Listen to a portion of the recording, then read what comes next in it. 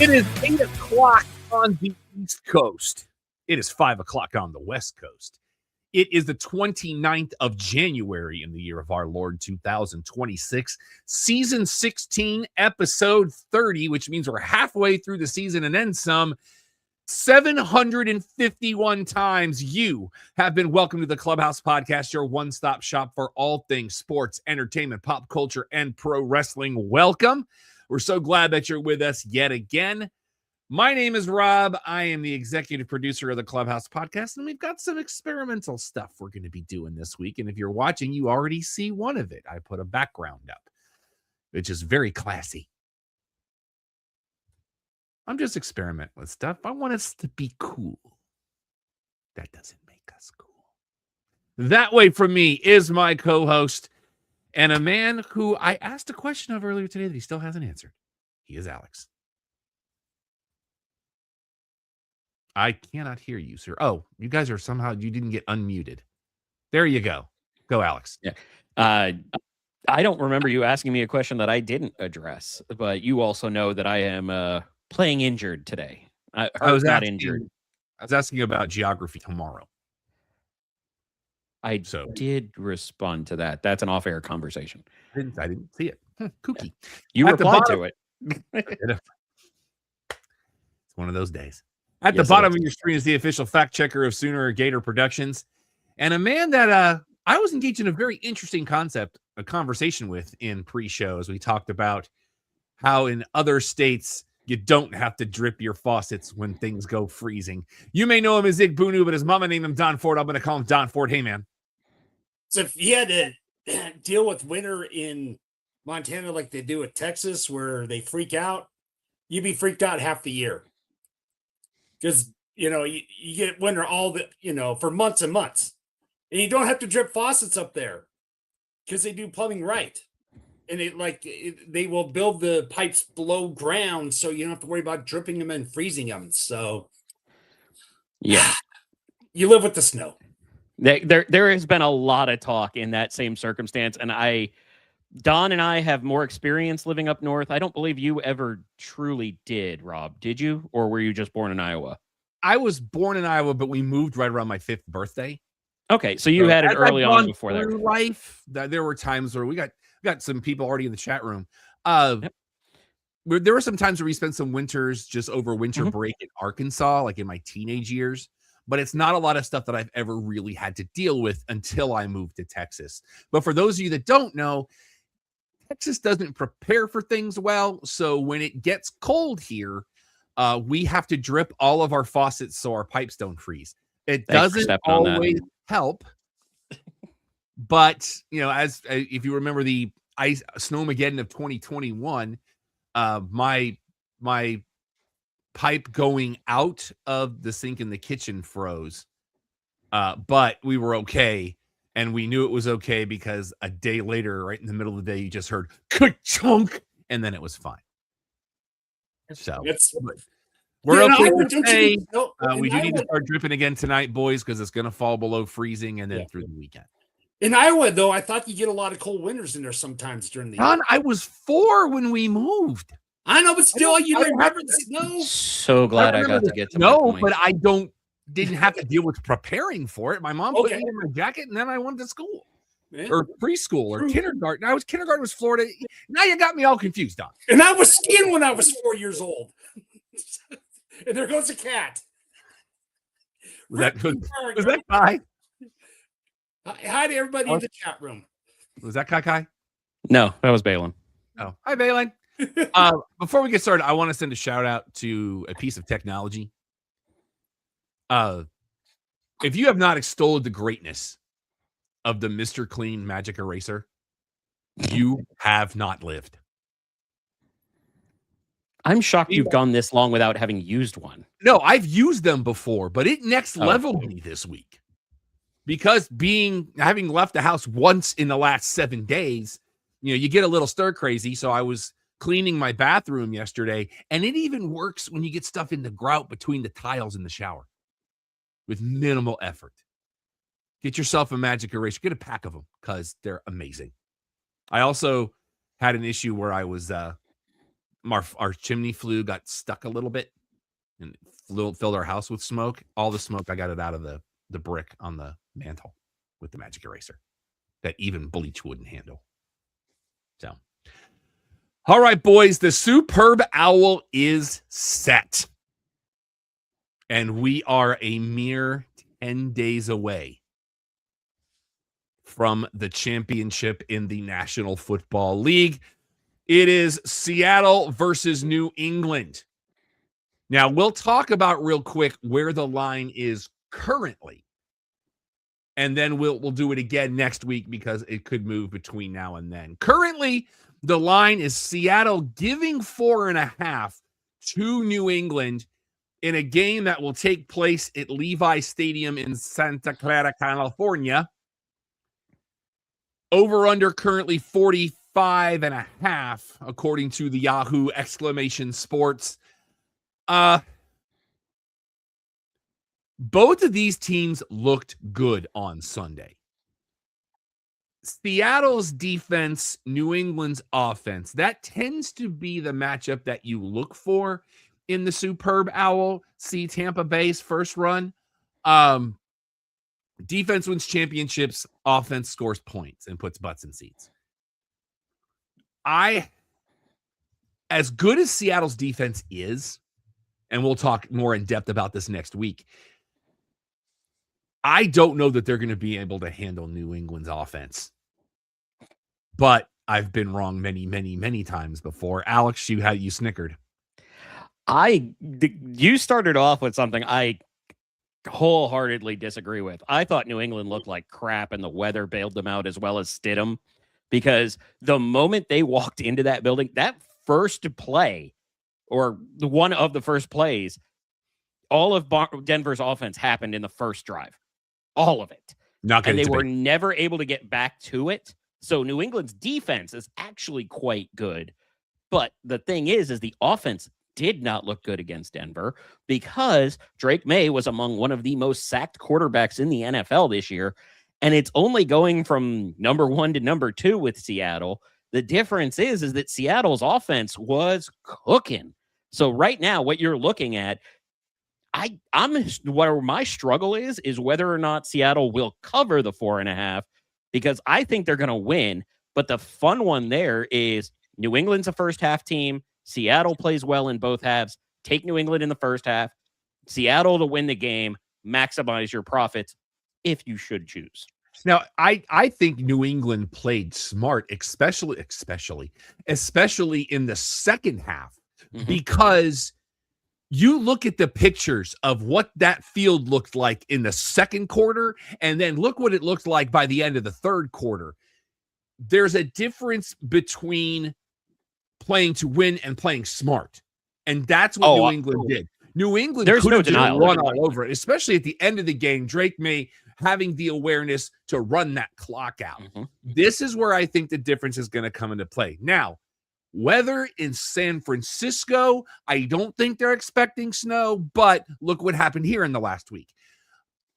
I am interested in this matchup. I think this is I don't want to say best case scenario because neither of my picks are in this, but I think given what we had in that Final Four, this doesn't shock me. Don, what are your thoughts?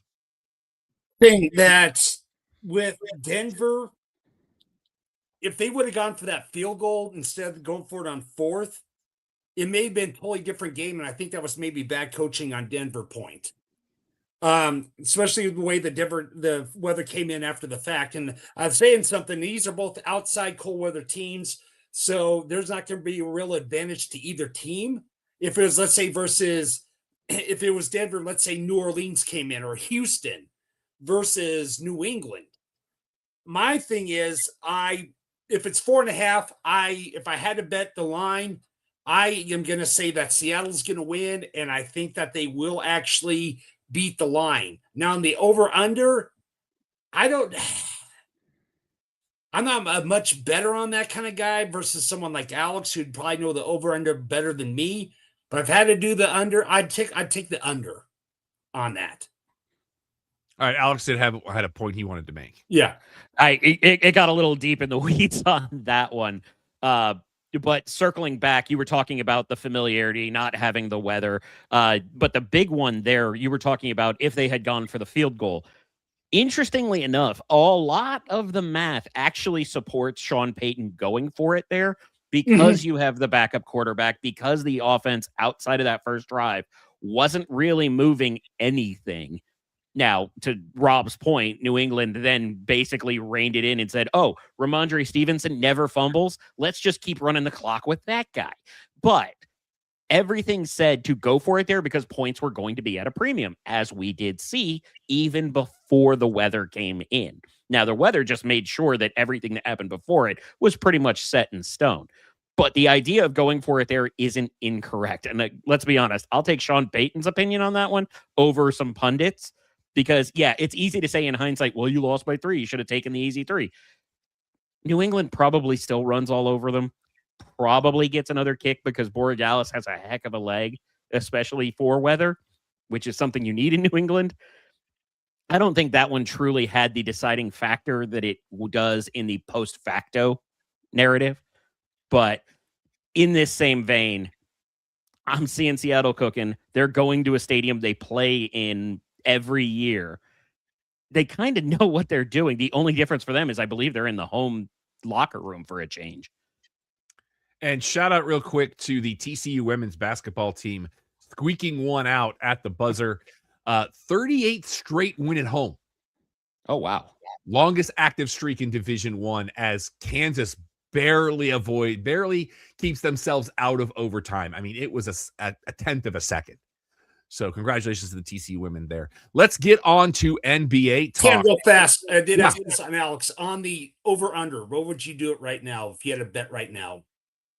I said at the beginning that I would take Seattle in the under. The under. Okay, I missed the under part. I'm sorry.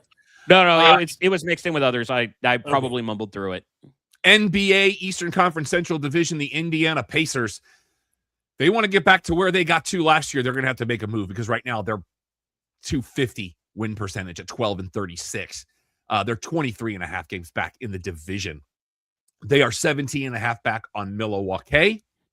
The Bucks are 4 back on the Bulls. The Bulls now 5 back on Cleveland. A lot of people last night theorizing whether or not last night was LeBron's last game at Cleveland. Apparently they did a great tribute to him that brought him to tears. It's just weird to think about LeBron James retiring, but then you do the math and you go, oh, yeah, he's been in the league since like 2008. You know? Hold on. The first time I got to see him play, I was in college. Let me put it in that context. And that's 20-something. 10 was the decision. So, yeah, I mean, you're talking 03, 04. I mean, it's insane. It was 2003 when I saw him play in high school, and that was his senior year, I believe. Cleveland is now 7 games back on Detroit, but Cleveland's won 5 in a row, so keep your eye on that. In the Atlantic Division, the Brooklyn Nets, they got to do some work. They're 16 back, and they've lost 6 in a row. They're now 6.5 back, they're 12.5 back on Philadelphia. 76ers now are a game and a half or 2.5 back on Toronto. Toronto's a game back on Boston.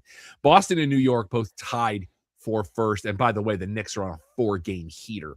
In the Southeast Division, the Washington Wizards, they're 12.5 back as expected. They are 7.5 back of Charlotte. The Hornets now 3.5 back, 4.5 back on Atlanta. Atlanta's a game and a half back. Miami and Orlando now tied for the lead in the division. Let's go to the Western Conference. In the Western Conference, the Pacific Division, the Sacramento Kings. Doing well? No, they're not. There are 17 games back in the division. They're 11 back on the Clippers. Clippers now 3.5 back on Golden State. Warriors 2 back on Phoenix. Phoenix is now only a half game back on the Lakers.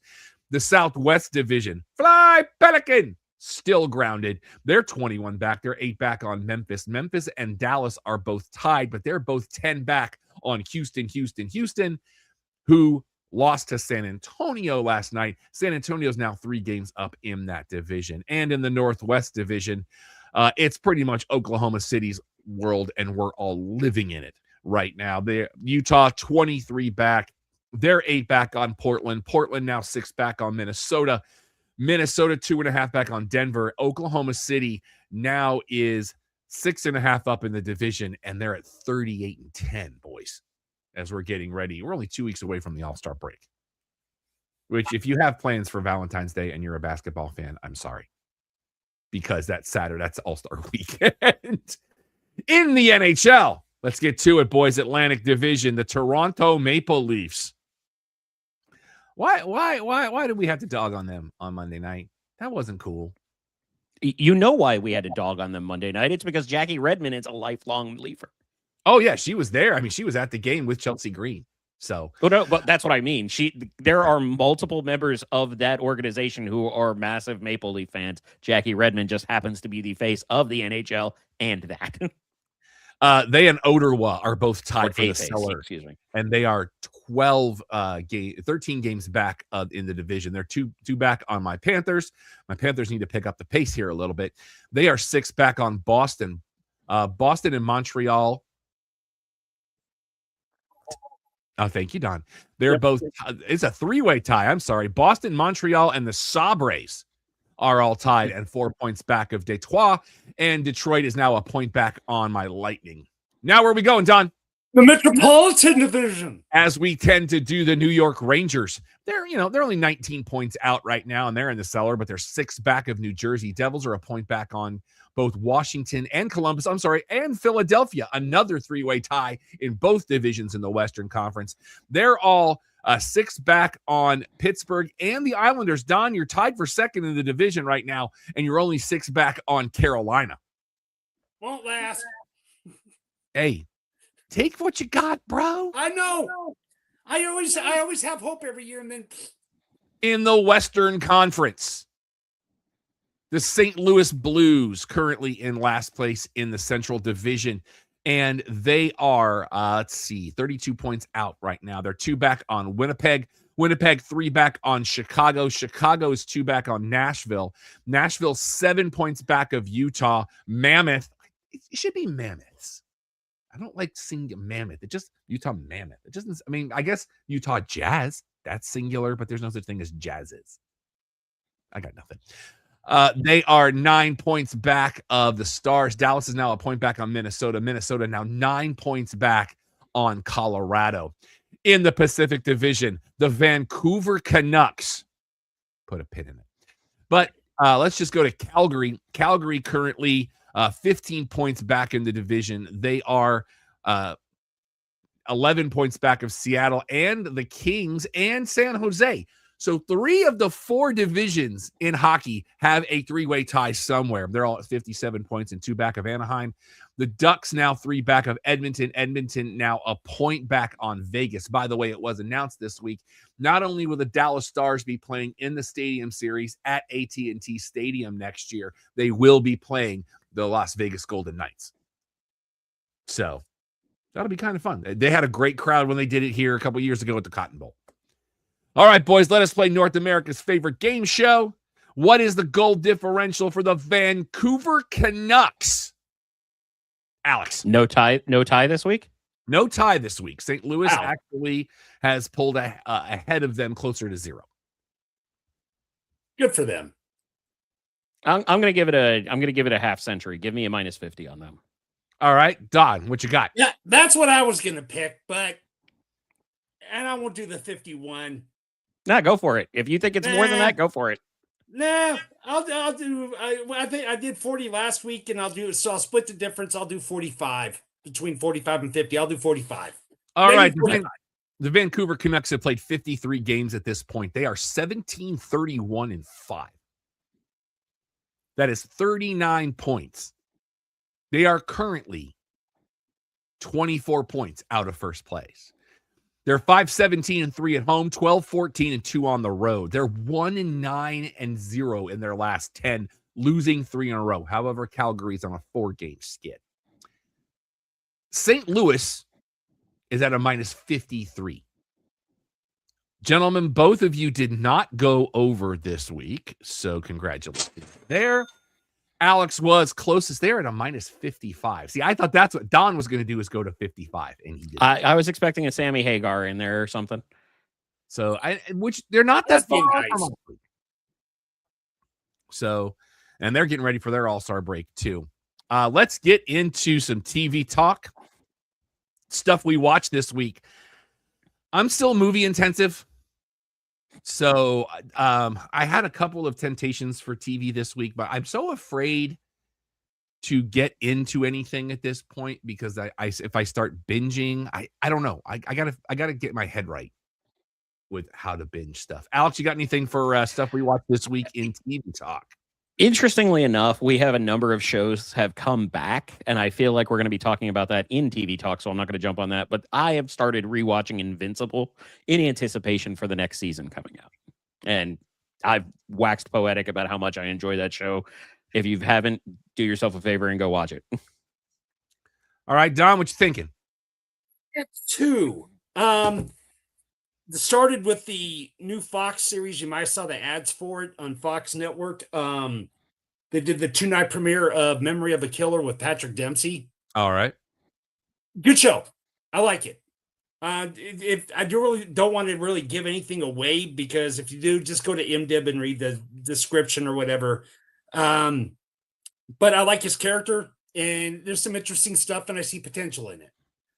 So yeah, we are going to record They did 2 shows. The first this last weekend. They got the next one coming Monday.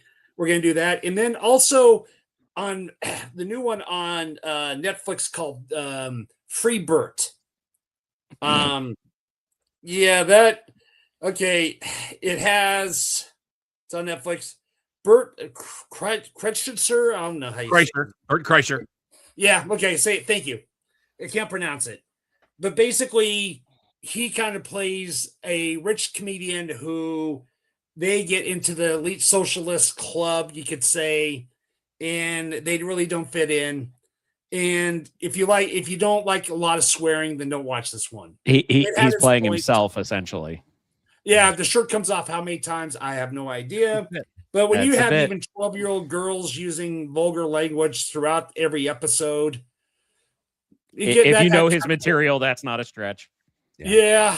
So we watched it, gave it a shot. We binged all 6. They're half-hour shows, so we spent about 3 hours. So not bad. But between the 2, Memory of a Killer is a lot better. If you're gonna pick one of those 2 that I saw. The question I have with that one is: do you see that as being more of a mini series? Because calling it a television series based on the subject matter feels a little. How long can we really stretch this out? You get what I mean, right? Yeah, I get what you're saying. I still think. Do they do any legwork that shows that it could go for multiple seasons? Or yes, it can. Okay, they are doing legwork. I could see this if it does well, and I did like it overall. Dempsey does good. It's great to see him versus Can't Buy Me Love to this throughout the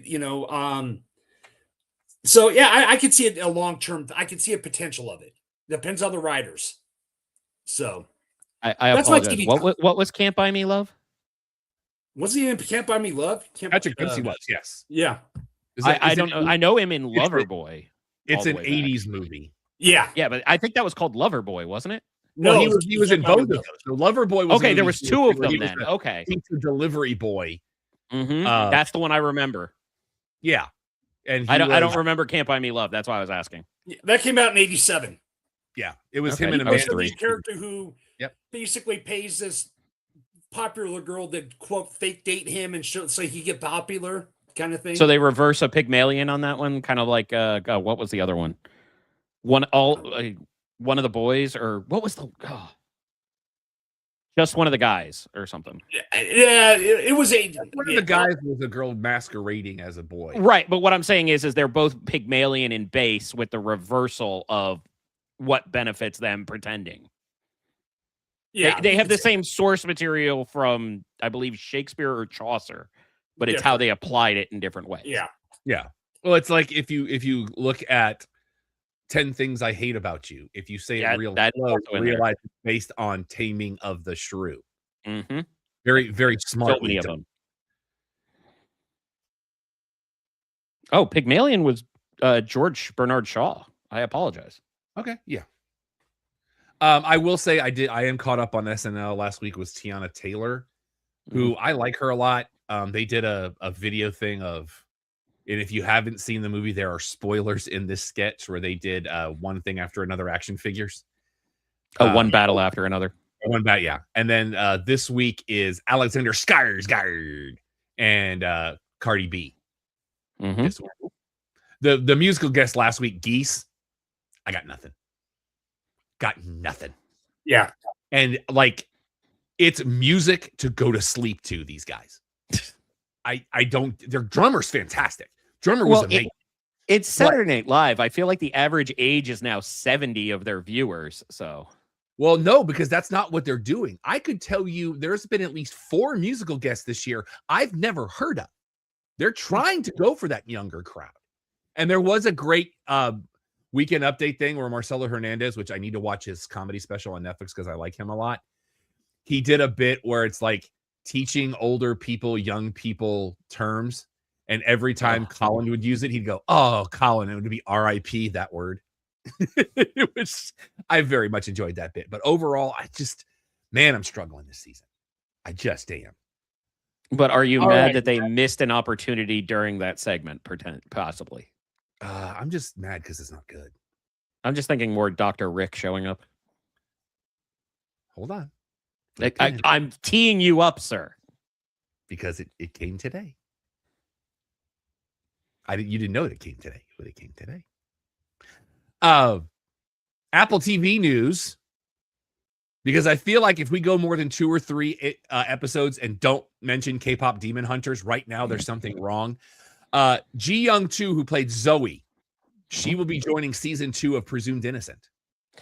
To clarify, she was the speaking voice of Zoe. Ray Ami was the singing voice or the rapping voice. And I believe the tickets for Twice go on sale tomorrow. If you're going to come see us here. Shrinking has been renewed for season 4. That's the season 3 that just dropped, and I've already seen not a spoiler, but just an image that had me on the ropes. And I don't believe there is a trailer yet, but there are stills that I have seen for season 4 of Ted Lasso that is set for this summer. Mm-hmm. So I'm very excited for that. CBS Paramount Plus has renewed Tracker for season 4. I don't know if my wife's still watching that or not. I have to ask her. And Erica Durance will be joining the cast of that show. So get ready for that. And they have also renewed NCIS Origins for season 3. So if you're into the prequel therein. Disney Plus, Hulu, ESPN reporting that the spinoff from The Handmaid's Tale that will be called The Testaments, that's first 3 episodes will hit on April the 8th. So they're gearing up for that. HBO Max, we have Voldemort for your new Harry Potter series. Alex, did you see this? I did not, but I was expecting a different Disney Plus headline first. So that's why I'm off balance. Which one were you asking about? Daredevil Born Again. Oh, that trailer hit. I'm so far behind, I wouldn't even know what to do with it. But we have a trailer for season 2. March 24th is the first. And they're going to do weekly. Oh, okay. But your Voldemort for your Harry Potter HBO Max series, Cillian Murphy. We pause for Alex's reaction.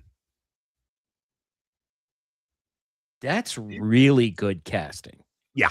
I mean, it's Cillian Murphy. He can do anything. But that's really, really good casting because solid casting. You, with all due respect to the legend Ralph Fiennes, don't need as much makeup for Cillian Murphy. I don't think. Well, you know what the crazy thing is? Ralph Fiennes is the one that dropped it on everybody on a red carpet. That doesn't surprise me. That doesn't surprise me in the slightest. Somebody asked, what do you think about this rumor? And he goes, rumor, it's done. Yeah, also that.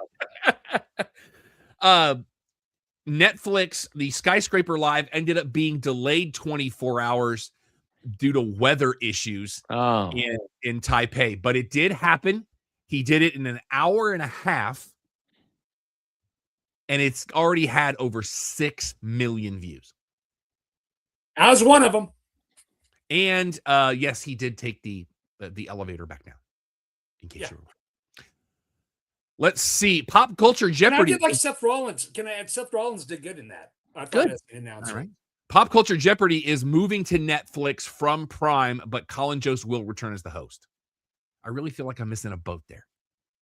Because it's done. I'm still surprised. Every time this comes up, you're like, I need to watch this because you are a massive Jeopardy fan. You are a massive Colin Jost fan. You are a massive fan of Colin Jost's wife.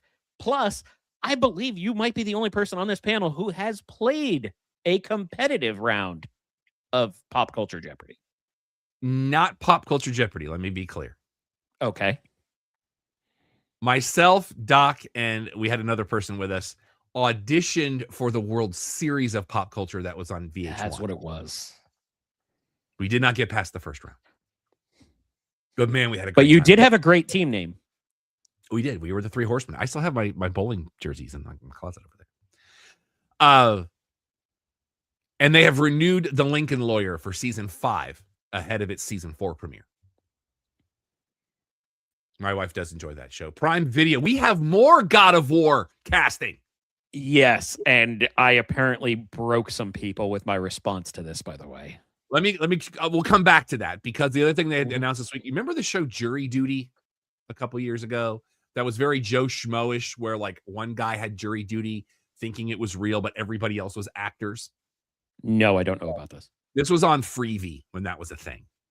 I'm going to be totally honest. There's half of the stuff we say is getting renewed. I'm like, I didn't realize it was still on air. Your next series will debut. Apparently, it's been in the can for 3 years because they were trying to find a home for it. But Prime Video is going to have the second season called Jury Duty Presents Company Retreat. It's going to start on March 20th. But casting news for God of War. If you have seen Severance in season 2, there is a character by the name of Mr. Drummond who was played by an Olafur Dari Olafsson. Mm-hmm. From Philly? You're welcome. That's not the one I was talking about. I know. He will be playing Thor, and Odin will be played by the Mandy Patinkin, which I'm actually on board with. Which, of course, I had to reply with, hello, my name is Odin the All-Father. You killed my ravens. Prepare to die. Prepare to die. No TV on DVD and Blu-ray this week that was worth talking about. But as Alex alluded to earlier, we're going to have a very experimental, probably the only time we ever do this, because it is time for the Clubhouse Book Club. There was a guy called in as a surprise on Bob and Tom last week. And normally when Tom does surprises, it's always very, let's just say anticlimactic is a word. But this one actually got everybody up out of their seat. I'm trying to get because I've lost his name. Bill Glass is his name. Oh, we just lost Alex. That's not good. But Don, I'll talk to you in the meantime. Okay. His name is Bill Glass. And when he showed up on the screen, everybody lost their mind. And, oh, okay. He had to step away for just a moment. Okay. I'm going to go to a one shot because Alex already knows about this. Okay. When I think of Glass, I last name Glass, I think don't want you looking this up. Okay, but you don't know who Bill Glass is, do you? Mm-mm. The only Glass I know is George Glass from the Brady's. That's it. So Bill Glass is an actor. Okay. When I show you this, you're going to know exactly who he is. Okay. This is a book. He plays a character that everybody knows. It's one of my favorite things. This character wrote a book. This book it literally says at the top, it has a lot of copies printed. But he said that they didn't do a ton of them. So on a whim, I did an Amazon search. Okay. There are people charging upwards of $100 for this book. I found it for less than half of that. And I said, purchase. Purchase. It came today. It was shrink wrapped. So you paid like under 50. Under 50. Okay. Hardback. Okay. For this book that is written in character, Don. Okay. It is called Dr. Rick Will See You Now.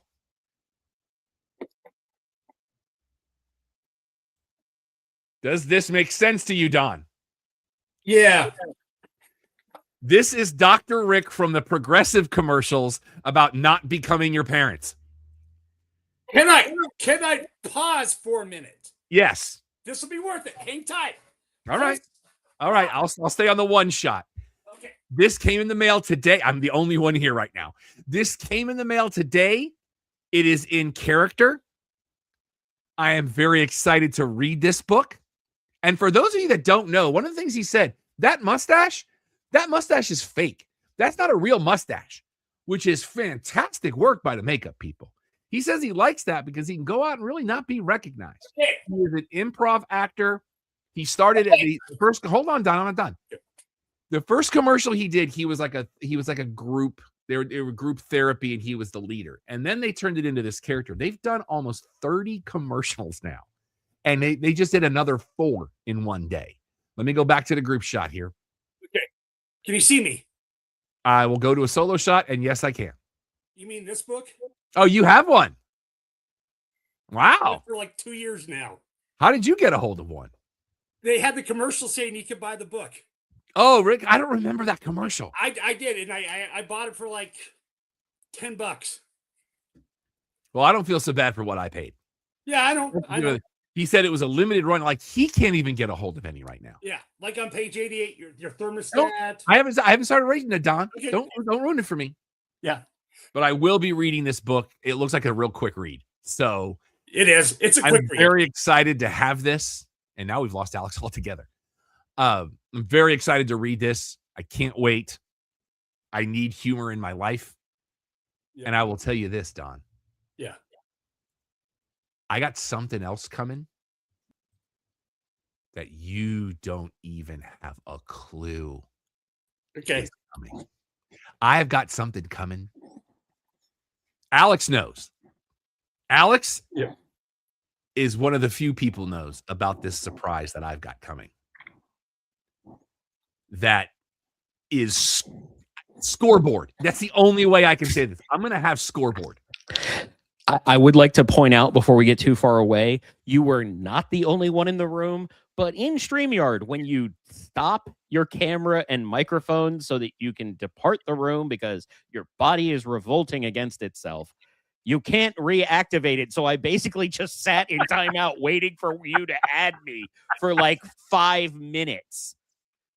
But the other thing I've got coming, Alex, would you agree, is pretty monumental?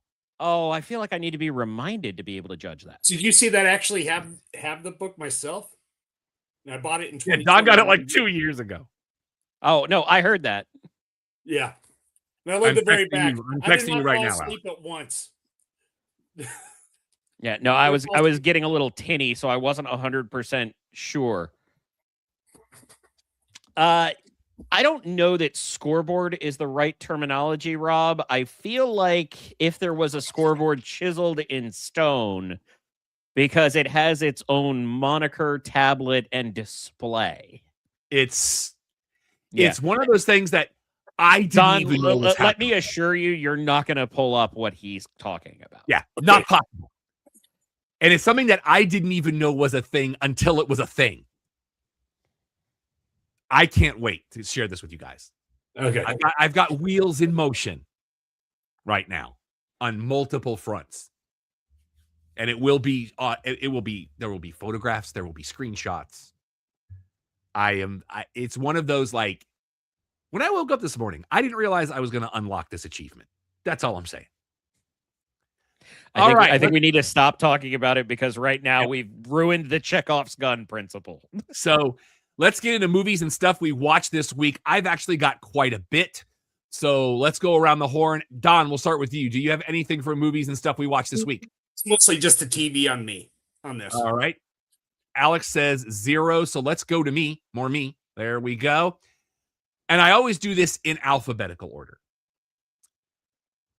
First and foremost, I watched both parts of the HBO documentary Mel Brooks, the 99-Year-Old Man.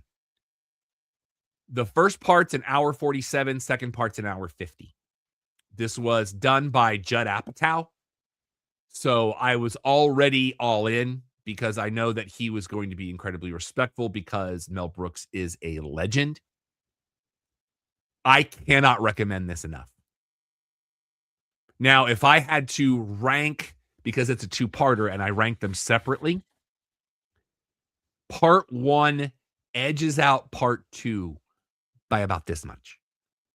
And boys, let me tell you why. Part 1 goes up to Spaceballs. Part 2 is Spaceballs forward. There's some great people that are interviewed in this. Nick Kroll is interviewed. It's kind of hard. But is it as Bobby Bottle Service? That's what I want to know. It was kind of hard to see Rob Reiner in this, but it was wonderful. There is some Carl Reiner footage in this, which I love. You've got Adam Sandler is interviewed in this. A lot of Sarah Silverman is interviewed in this and how he influenced all of them. I am not going to spoil this, but the only reason part 1 edges out, and I would implore you boys, even if you have to fast forward to just that, the end of part 1, he tells a story about Blazing Saddles that A, I didn't know, and B, would you say something? Absolutely wrecked me to the point of I was laughing so hard tears were coming out of my eyes. And it's not even a 30-second story, but I couldn't start anything else for like 10 minutes because I was laughing so hard. And it's a wonderful documentary. Ask you this, if you can answer it without a spoiler. What was the most interesting thing you learned about him that you never knew from this documentary? The thing I can't tell you. Okay. All right. Fair enough. But it's really well done. Okay. Alex. Do you think that the timing, the length of it is intentional based on one of the pushbacks on the Billy Joel documentary with the 2 parts was that it was so excessively long? But see, I didn't think the Billy Joel thing was all that bad. And from a length standpoint. You and I both loved it. Remember, I texted you. What did I text you?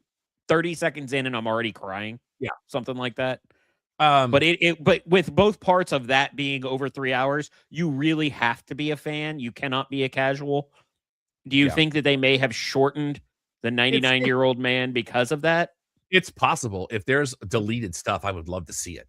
Yeah, well, I wouldn't be the least bit surprised if there is a director's cut that comes out in like maybe 2 to 3 months kind of thing. One of my favorite clips they show is he was being interviewed on a French talk show, and Anne Bancroft was in the audience.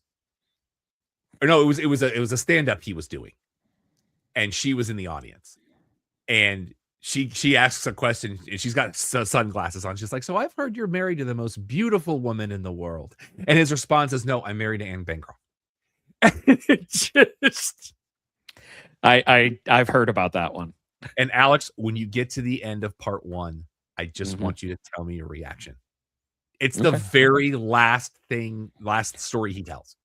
Oh, the only reason I have not already watched this is because somebody else in my house has no interest in comedy. Oh, jeez.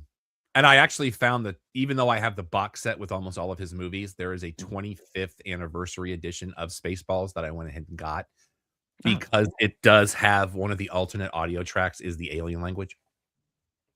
So I'm like, yeah, we're gonna do that. Also this week, and the reason I say this because it's technically not a new release, even though it gets a wide release this week, and we talked about it 2 weeks ago. I have seen the new Jodie Foster, A Private Life. It's okay. I mean, I actually reviewed it, and you can go read my review at www.theclubhousepodcast.com. That's our website. Also this week, I did see The Running Man. The new one. And I liked it. I thought it was great. Yeah. Yeah, I mean, I feel like I've been on an island. It sticks closer to the source material. It's fun. It's Coleman Domingo just chewing scenery like he's at a buffet, and I'm here for it. As only Coleman Domingo can. Yeah. Josh Brolin is fantastic in this. He's so easy to hate. It's perfect. He's Thanos. There's even Thanos I agree with more. The girl that ends up playing the Maria Conchita Alonso role is really good in this. Lee Pace, always fantastic. I liked it a lot. Alex, I was a big fan, and to be honest with you, there's only 2 people that have said that positively that I've recommended it to. You and Tom Peastock. You will be proud of me. I did watch my 4K Blu-ray of Sisu over the weekend. Oh. How much fun is that? It's a World War II so Western. Intense. Like, it's a World War II Western. That's all I can say. And I'm looking forward to watching the sequel. I Road to Vengeance or something like that. Yeah. And boys, I told you I was going to watch this by the time we went on air. I started to watch it yesterday, but my wife was working from home, and she's like, I can hear the language in here. You have to pause. It's because she was on a call. I watched The Wrecking Crew today. Waiting. Pinned and waiting. Oh my God, I love this movie. Oh. Momoa. The dialogue. I can't ruin any of this because go ahead. Oh no, I have a very particular question to ask you. Okay. As a movie reviewer, you love it. Yes. Would a movie critic be a problem? Oh, they'll hate it. The critics are going to hate this movie. Well, that's because they suck. It's an action movie with the Baptista and the Momoa just doing Dave Bautista and Momoa things. And their chemistry as because they're half brothers. Let's be clear on this. They don't cover that in the trailer. They just say they're brothers. Yeah. Right. Well, they are. I mean, they are related. But if you watch if you've never really paid attention to the Momoa and you watch this movie and you doubt his ability to play Lobo, you are on drugs. There are 2 particular lines in this that absolutely broke me, and they're variations on a theme.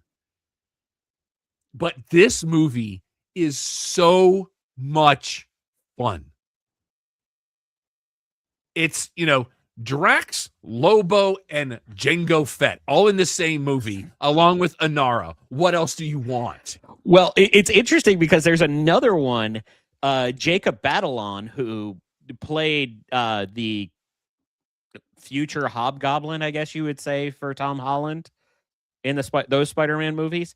At one point, I want to say he was doing either a red carpet or an interview, and he just said, yeah, there were points where we just gave up on the script because Momoa was just having a good time, and we figured that's what's going to happen. Oh, I'm telling you, grab whatever snack you need to, and Don, I'm telling you this too, grab whatever snack you need and watch this movie on Prime Video. I want to say that the phrase was, we had a scene where Momoa was in a towel and we just threw the script out because the note was just, do your thing. Well, and that's part of what they show in the trailer. Which is that scene. Which one do I watch first? The Wrecking Crew or the Mel Brooks? You're good either way.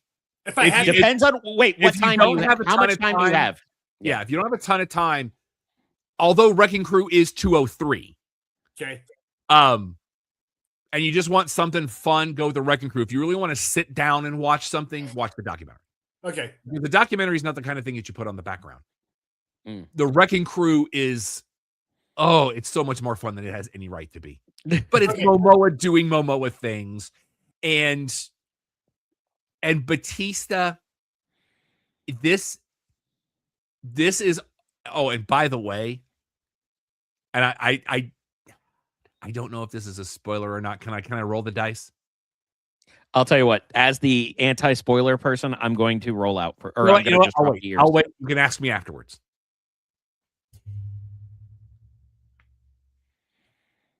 I'll wait. Ask me afterwards. That's all I'm not going to ask. I'm the person that doesn't want to go near it. No, I said ask me afterwards. Oh, Ask okay. me after you watch the movie, because there's After I watch the movie, yeah. There's a certain piece of this that it just enhanced my enjoyment of this film. Trailer talk. I saw the trailer for Blades of the Guardians. I want to go to there. This is a Japanese film. It's a samurai movie. Everybody and their brother is in this. Is that Waygo USA that we get those emails from? This thing is fantastic looking, and I'm here for it.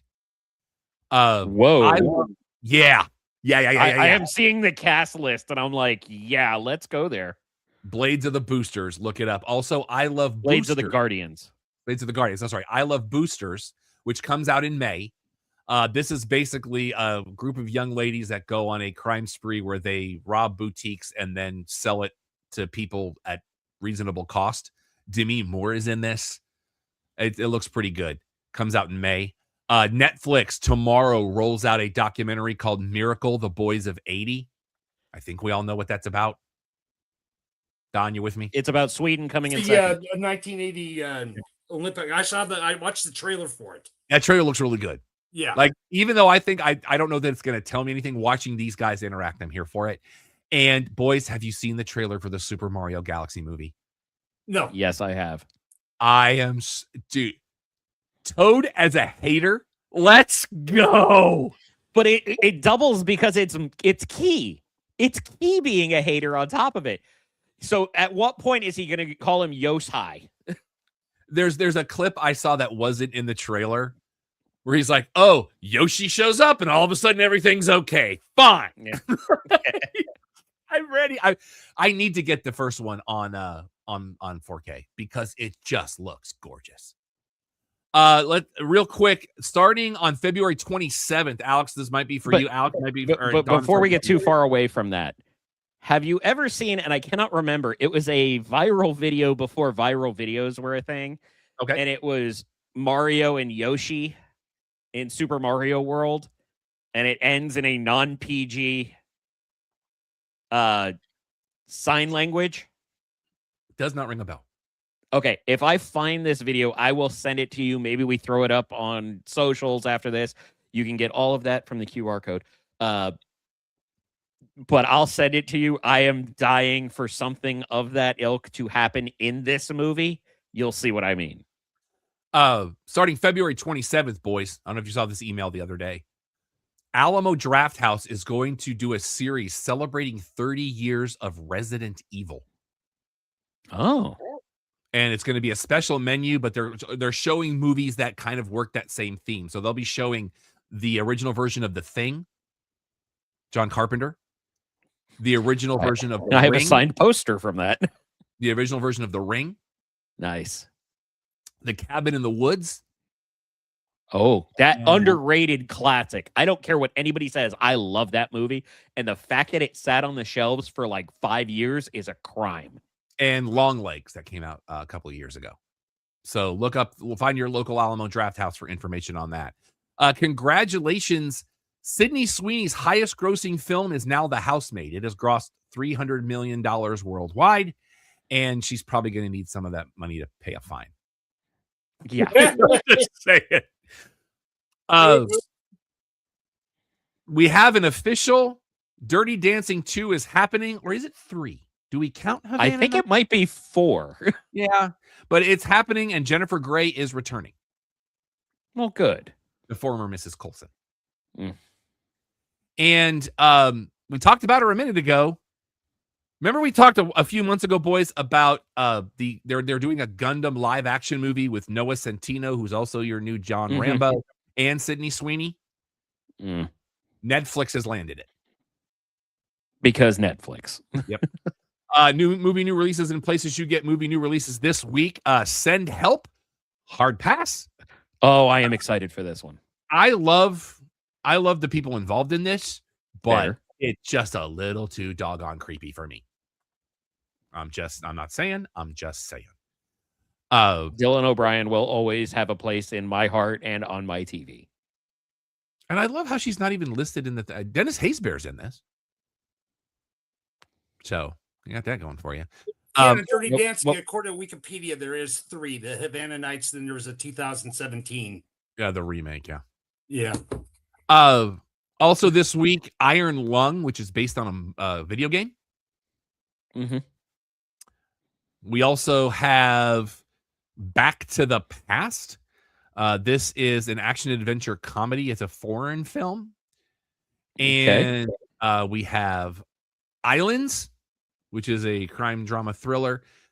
Moses the Black. This has Omar Epps and Wiz Khalifa in it. I've seen a couple of ads. Pretty good. We also have Shelter. Oh, boy. I've seen this trailer. It's this year's Jason Statham adventure. There you go. You say that like there's only one. You mean it's the first half of the years or the first quarters, Jason? This quarter. Netflix. It got a ton of advertising during the UFC 324 as they put it on almost every pillar of the cage. We did talk about. I must be behind. Oh, that's not it. Dadgummit, wrong one. Hold on.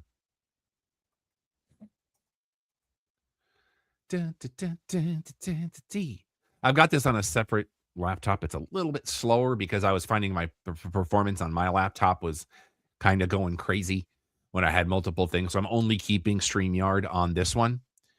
But Netflix has a documentary that drops tomorrow called The Investigation of Lucy Letby. This is a British case of a lady who there may or may not have been some inappropriate actions taken in a hospital. And as we mentioned earlier, Miracles, the Boys of 80s, and Prime Video has a movie called Relationship Goals. This has Method Man and Kelly Rowland. Okay. Explores and literally, here's your IMDb description. Explores the ups and downs of modern romance. So you got. So did Living Single. Movies on DVD and Blu-ray. By the way, my Criterion House Party finally came today. Good. Very excited. Wicked for Good's got a 4K gift set coming out Tuesday. Arrow Video is doing the Friday the 13th remake.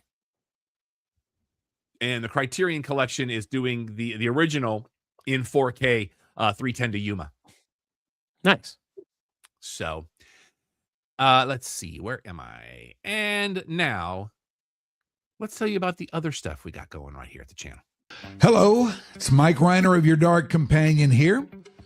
Let me ask you, are you looking for something to fill the long dead air hours of your day? Well, join the Sunset Lounge DFW and Your Dark Companion on patreon.com, YouTube, and wherever you get your podcasts. Replace those sad, slow hours with sports, pop culture, music woven into interesting conversations. So step inside the green door, have a seat at the bar, and get in the groove with those shows and so very much more.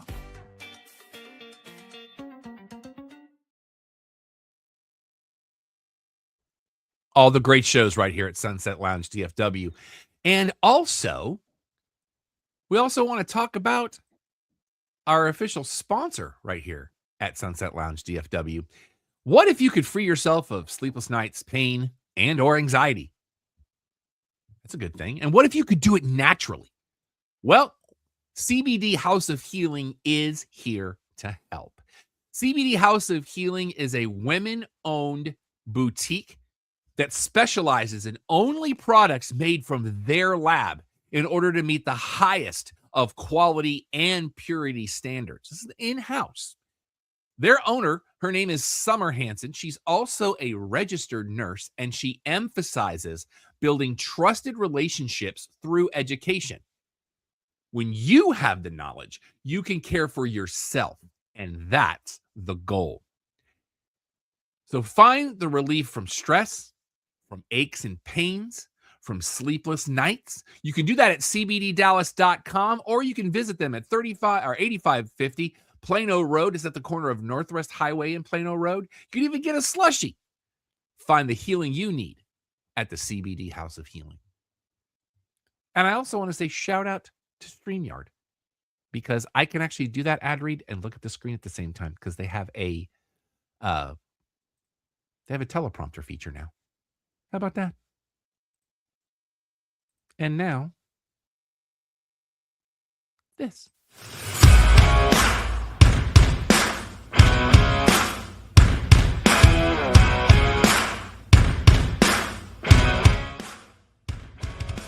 We got sports covered. We got entertainment covered. We got pop culture covered. That means there's only one thing left to cover, and that is where the Cheap Popcast comes into play as we talk about the world of pro wrestling. Gentlemen, we got a lot going on. Let's dive right in, talk a little bit about TNA Impact. There are actually more people in Feast or Fired than I thought. There are 8 people. I thought there was just the 4. And Trey Miguel is back for at least we'll a see. week. For at least a week, because he's got one of the briefcases. But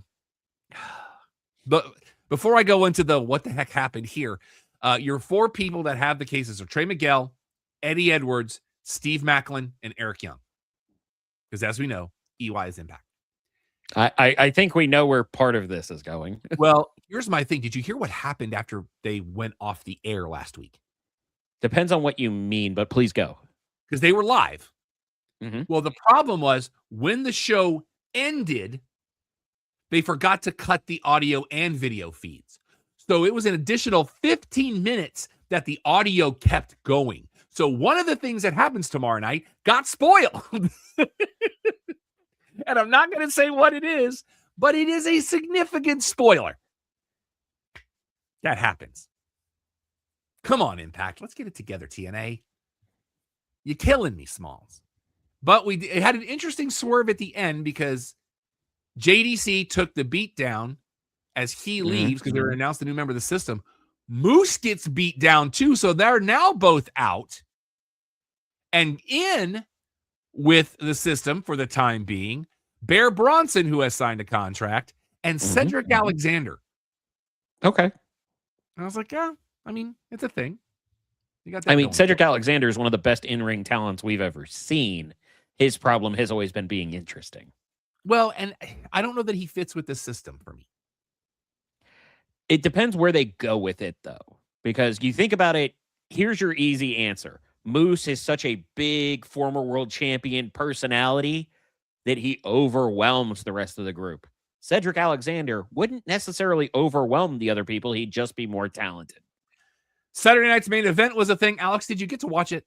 Because I know you were having some problems finding it. I did get a chance to watch buried it. it. Yes. Because for those of you that don't know, there is no longer a WWE hub on Peacock because all of the material is going to Netflix. So I think it's already on Netflix, to be honest with you. I wouldn't shock me. I know they were adding some of it. The Second stuff time that isn't tied to an NBC contract. Let me put it that way. I don't know if you thought about this, Alex or Don. Don, did you get to watch Saturday night's main event? What? Did you get to watch Saturday night's main event? No, I didn't watch it. Okay. Second time in a row, Saturday night's main event opened with a Cody match that really has no ending. Yep.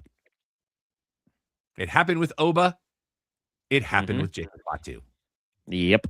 But you know what? Shout out to AJ that had the throwback to the mask he wore the first time he faced Shinsuke Nakamura in that match. That was awesome. I don't think that was the same mask. I think it was in the style of, because I want to say he was wearing a Bullet Club mask that looked like a gas mask for the first match. Well, I think that was an homage to it. Yes. I just want to clarify. I believe it was a reference to not the mask. Speaking of AJ, we are less than 48 hours from the Rumble. Remember, kids, it starts at 2 p.m. Eastern on Saturday because everybody's on their way to Saudi. Rey Mysterio Some are already there based on videos we've received. Did you see the picture? It was Rey, Penta, and Dragon Lee. And they're all basically covering this part of their face. I thought that was funny. Well, did you see the follow-up to that one? Well, hold on. Okay. Rey had a minor rib injury, but is expected to be okay. Go ahead, Alex. The follow-up to that one that made me laugh heartily was after they had gotten to the country, sitting around a table, as people who are traveling tend to do when they're waiting for either their rooms to be ready or waiting to go to the arena or the gym or wherever multiple people are going to go. You had, from right to left intentionally, Rey Mysterio Jr., Penta, Dragon Lee, Rey Fenix, all with their masks on. And then R-Truth on the other side like they were when they were taking the picture without it. I love R-Truth. That man is a first ballot Hall of Famer, if only for making Lesnar laugh so hard he almost peed. Well, that, and every time they go overseas, he goes to the wrong city. It just brings me joy. Yes.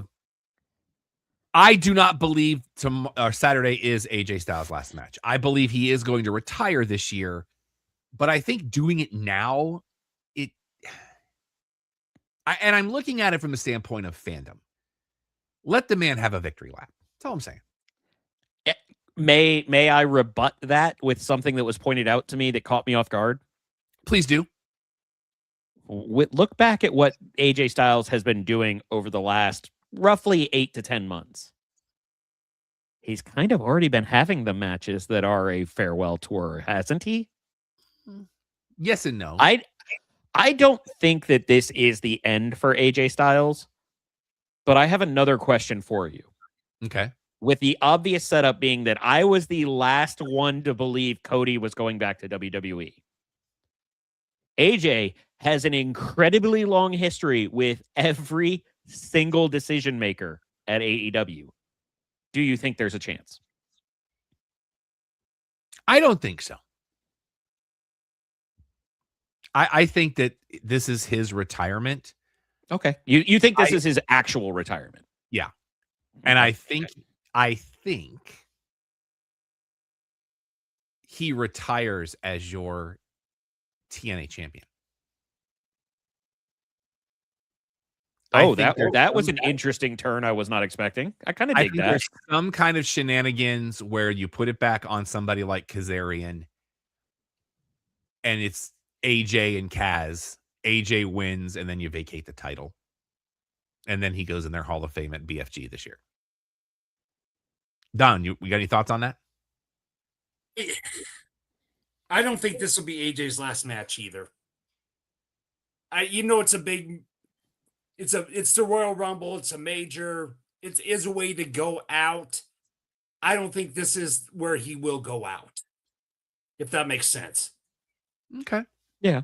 Oh. Yeah, because he has such a historic career, and it is the Rumble. It's a major. It's against Gunther, who took out. I could see the storyline of Gunther now took out Cena, Tap. Now I took out AJ Styles. And keep that list. Kind of and like Goldberg. What? And Goldberg. So, but I don't see it on this one. I still think AJ will stay in and possibly maybe go till Mania. Thoughts on the Rumbles themselves? I do not see I'm going to say I don't see a three-peat. That's not going to happen. No. I think we're going to have a payoff to a storyline that would prevent that. But I have been the one thinking that Gunther was going to win. Gunther's going to win. Putting him in this AJ Styles match kind of takes him out of that. And I'm coming over to Rob's camp on who I think wins the men's now. Maybe. Go ahead. Because I had a different thought. Go for it. On a fantasy booking, but I want to save it and let Don go on what he thinks of the Rumbles first. Don, what are you thinking? I did look at the betting odds. to see, and I don't know if we should give that out or not. That's up to you, brother. It's your pick. Betting odds say Liv Morgan is to win the women's. I could see that. Yeah. You're getting the thing back because you look at the rest. Rhea did it. Stratton already had Money in the Bank, that kind of stuff. I think it's Liv's turn to win the Royal Rumble and try to get that, notch on the cap kind of thing. The odds are for Roman Reigns to win the Rumble. I could see them doing it. I wouldn't agree with it. But if I was to do somebody out of the blue and give that big push to finally, because he's been so close, is LA Knight. That would be my long shot pick. Okay. Because he's never won he's won the US Championship, all that. How he wins the Rumble. He wins at WrestleMania. Give him the shot. Of course, they could always give a shot to Sami Zayn. They could give it to Braun Breaker because Breaker had a title shot. Now, you screwed up. You already had your shot. Well, now I run the Rumble. I get another shot. Okay. Now that Don has said every single name in the event. So the fantasy booking I was going to say was that Sammy loses to open the show, winds up pulling double duty to win the Rumble, calls it at that moment, because who on that roster outside of Roman would get a bigger pop than Sammy? And I'd argue that in that venue, Sammy would get a bigger pop than Roman winning.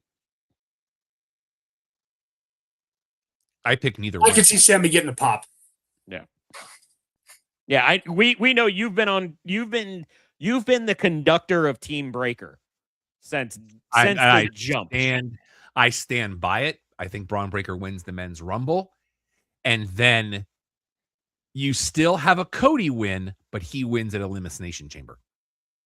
Because whoever doesn't get that title shot at the Rumble, that brand has their pick at Elimination Chamber. Now, do you want the spoiler of what I think is going to get resolved to keep Cody from winning, or should we save that? Hold on to it for now until I finish what I'm doing, and then we can go back to you. Understood. Sammy will win the title at WrestleMania next year. So the one I said last show. That will be the payoff. That will be the payoff. Sammy will win when WrestleMania is overseas. For the women's, my gut is going to go, I'm going to give you who I would like to see win it, but I do have a dark horse. But before we get to the women's, I want to go back to Alex because he wants us to continue with the fantasy booking for the men's. If you want to hit the spoiler button, it's more fantasy booking that I think is going to happen. 1 moment. 3, 2, 1. I got them both into one. I don't have to push 2 buttons now. I think it comes out that Cody's the one that attacked Jacob. And I think he goes ballistic to eliminate Cody, and that's why he doesn't win the Rumble.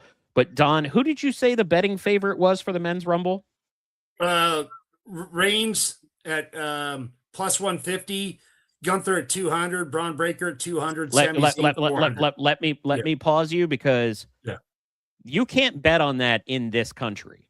You can invest on it on certain apps, but there is an interesting thing that happened. Let's take a look. 3 hours ago that I just reached out, and a very, very, very hefty sum was placed on somebody we haven't mentioned.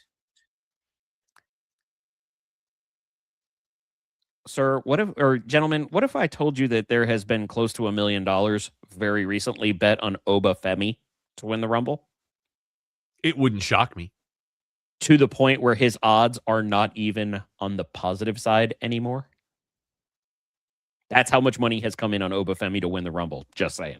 Because then that also furthers the what brand does he go to? Because he's not. He chooses his route. Yeah, that's fair. I was just shocked because I reached out to some of our contingents over the pond, And Obafemi's numbers have become 10 to 11. So much money got bet on him recently. He said at one book it was 73% of bets on the Rumble were on Femi. Jeez. Yeah, that's a lot. On the women's side, I know Don has made his picks. Alex, what do you think on the women's side? This one is, I think Liv Morgan is such a layup of a pick. It has to be somebody completely out of the blue or nobody. I can't tell you who I would expect unless it's a surprise entrant. This is one of those few times I could see it being somebody coming in from somewhere else. But I think it's going to be Liv Morgan because right, wrong, or indifferent, she's put in the time. She genuinely cares about putting on a good show and a good product, even if she is a distinct step or two behind multiple other participants. For a surprise, I just thought about this. Go for it. I don't know what the contract currently looks like, but somebody that we've not seen on TV in a while that could be a surprise entrant based if their contract is up. Let me put that out there. We've heard rumors about Camille for years. Now, yeah, but her contract was frozen for injury. Okay, I wasn't sure. That's what I'm saying. I believe her contract was frozen. Like, yeah, as of January 2026, her contract status was to end around March, but it may have been frozen for injury. My logical pick, because I don't agree with either one of you. Both my head and heart picks are one half of the same tag team. So let me go with my long shot, my dark horse pick first. Okay. Because then it'll tell you who my logical pick is. My dark horse pick is Lyra Valkyria. Love it.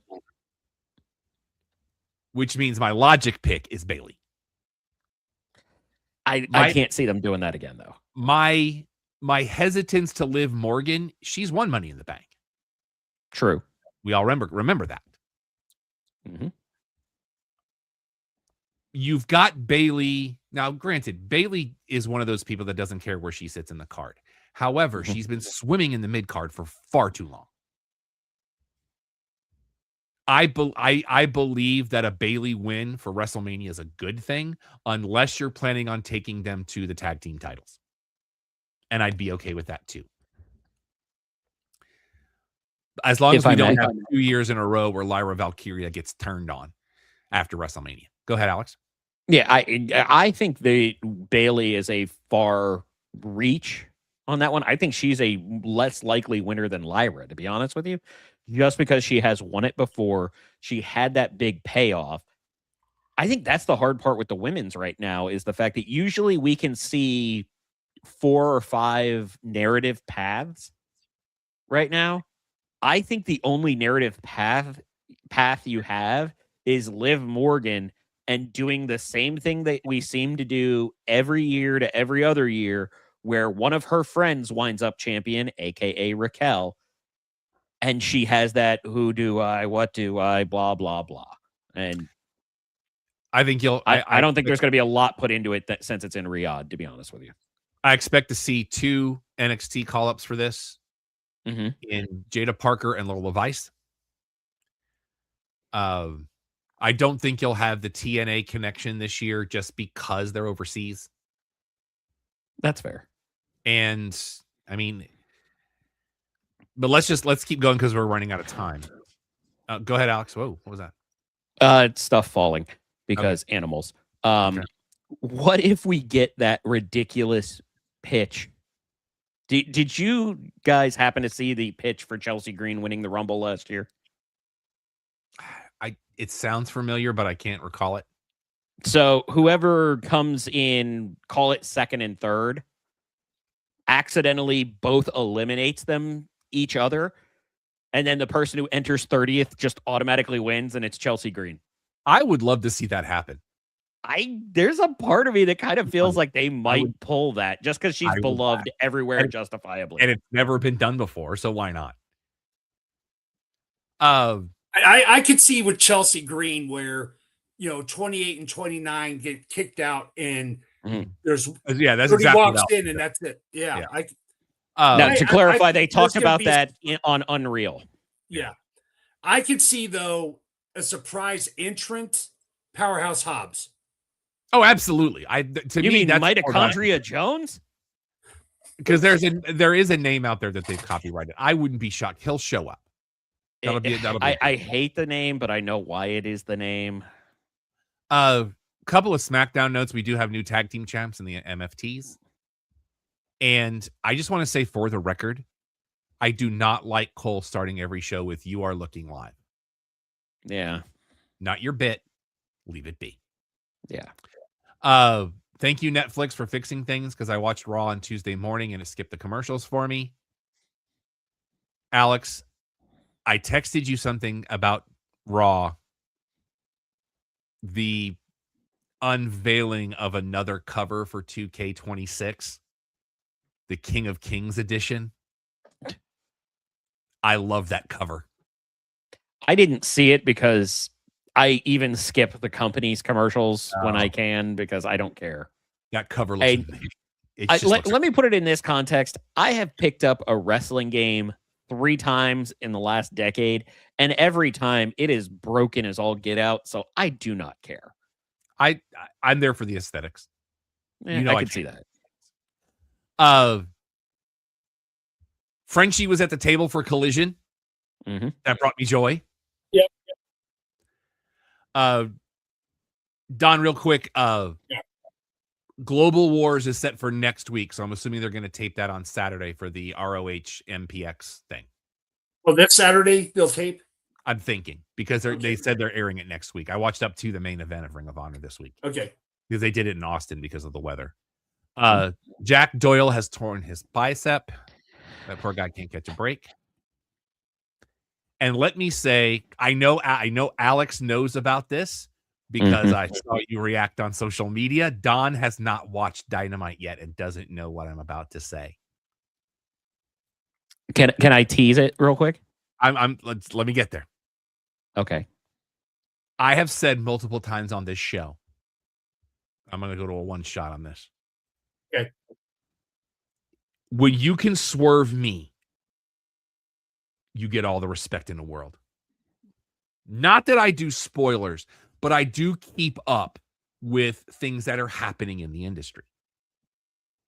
Tuesday afternoon, I got an email, as I'm sure Alex did, that I put on the run sheet because I found it to be fascinating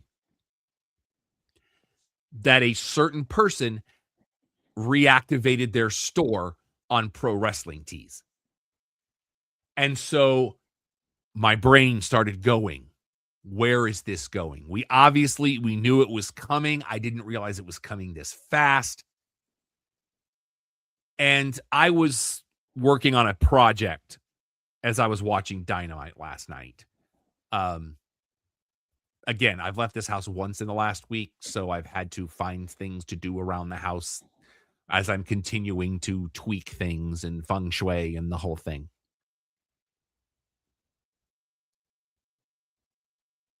And then this thing happens.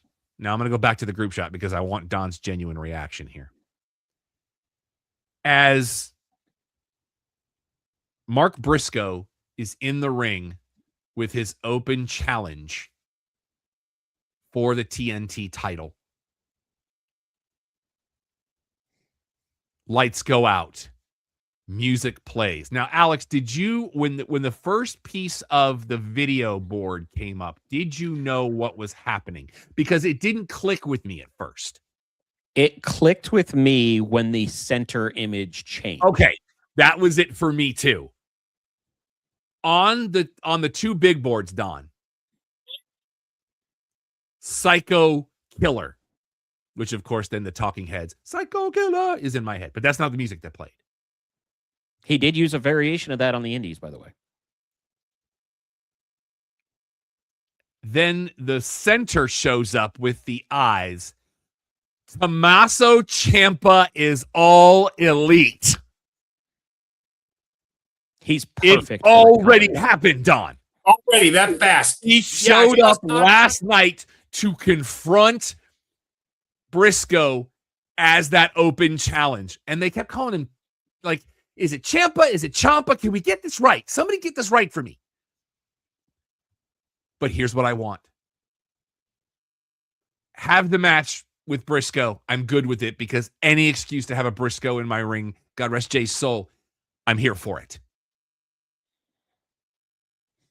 I need Tommaso Ciampa, Josh Alexander in my life.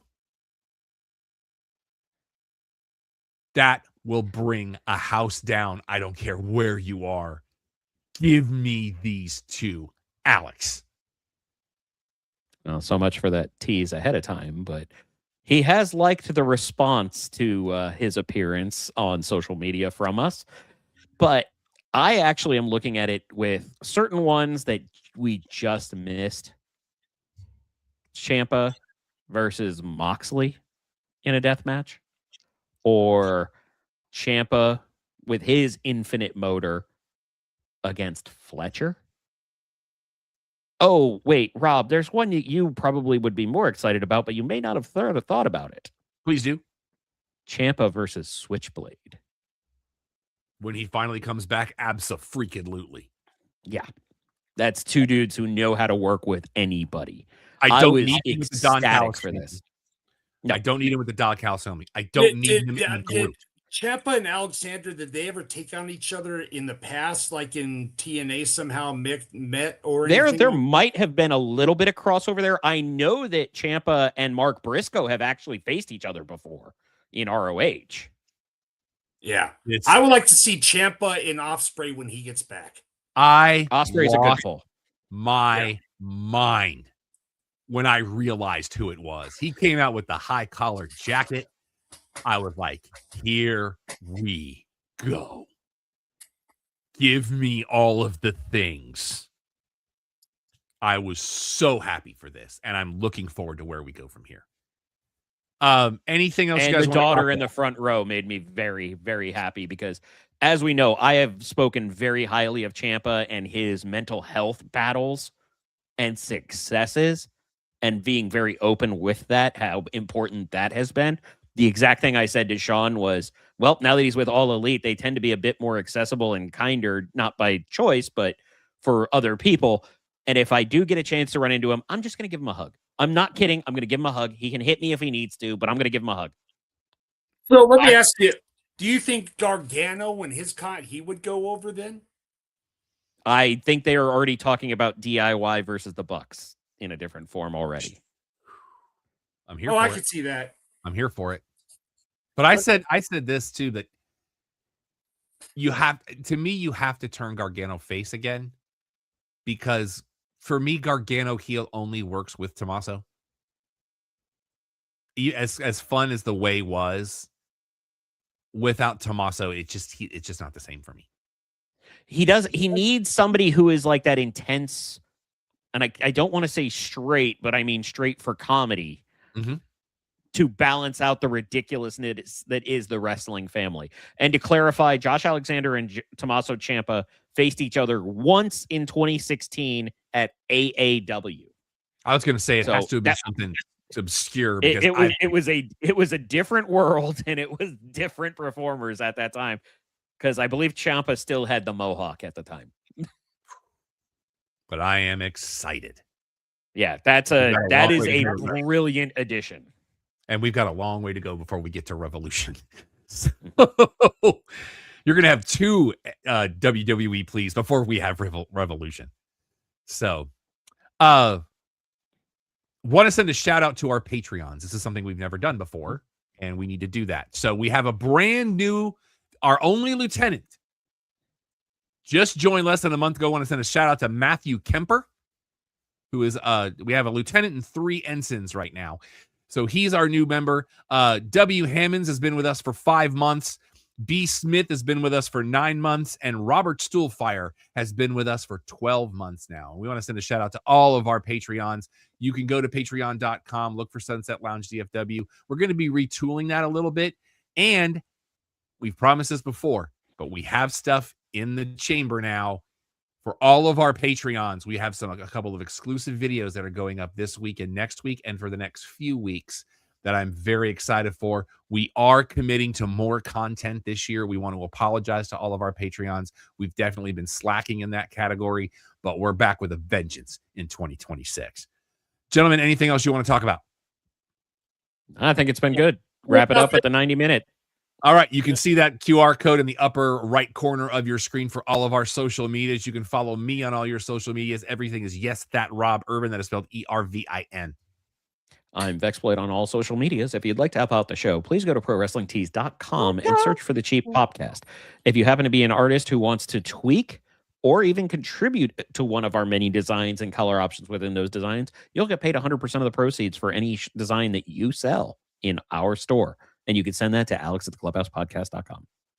And that URL to get those awesome shirts that even make me look good. ProWrestlingTees.com/cheap-podcast, and on Twitter, I'm at Igmudu. I can be you. If you want this match at your place, email me, don@clubhousepodcast.com. We love doing live remote shows. We've got one coming up March 8th at Retro Expo. We're going to talk more about that in the weeks that comes in Plano, Texas, so get ready for that.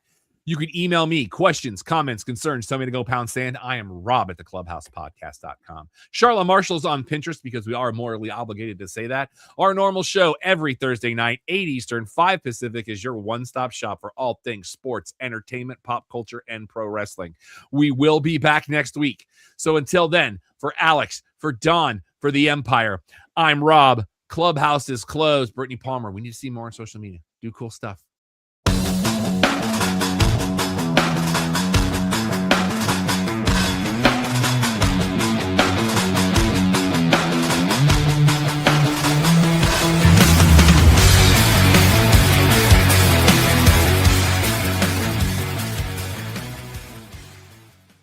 This is a Stolen Water Media production.